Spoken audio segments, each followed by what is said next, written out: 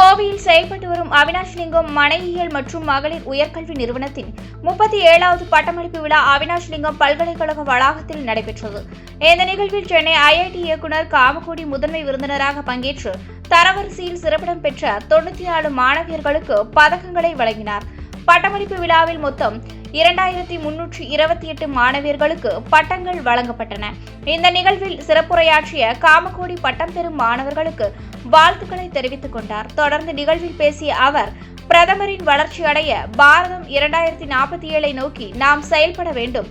ஒரு காலத்தில் போலியோ தடுப்பூசிக்கு நாம் காத்திருந்தோம். ஆனால் தற்பொழுது கொரோனா பெருந்தொற்றின் போது நாமே தடுப்பூசியை தயாரித்து பிற நாடுகளுக்கு அனுப்பியுள்ளோம்.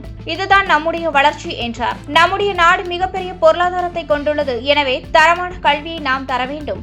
உயர்கல்வி சேர்ப்பவர்களின் எண்ணிக்கை தற்பொழுது அதிகரித்துள்ளது. தமிழ்நாட்டில் சுமார் 50% பேர் உயர்கல்வியில் சேர்கிறார்கள். இதனை நாம் மேலும் உயர்த்த வேண்டும் என தெரிவித்தார். ஒவ்வொருவரும் கிராமங்களுக்கு சென்று பொருளாதாரத்தில் பின்தங்கிய 2 குழந்தைகளையாவது படிக்க வைக்க வேண்டும். அவர்களுக்கு ஊக்கத்தை அளிக்க வேண்டும். அதுபோன்று செய்தால் 2035 நம் நாடு கல்வியில் சிறந்து விளங்கும் என்று தெரிவித்தார். தற்போது எரிவாயுவிற்கு நாம் வேறு ஒன்றை நாடி செல்ல வேண்டிய நிலை உள்ளது. இதற்கு போர் ஒரு காரணமாக அமைந்துள்ளது என்று கூறிய அவர், நம்முடைய சக்தியை நாம் பயன்படுத்துவதற்கு இது ஒரு பெரிய அனுபவமாக அமைந்துள்ளது என்றார். நம் நாட்டிலே அதிகமான வளங்கள் உள்ளது என்றும் நம் நாடு தயாரிப்புகளை நாம் பயன்படுத்த வேண்டும் என தெரிவித்தார். மருத்துவத்திலும் நம் நாட்டு மருந்து கடைகளில் உள்ள மருந்துகளை பயன்படுத்தலாம்.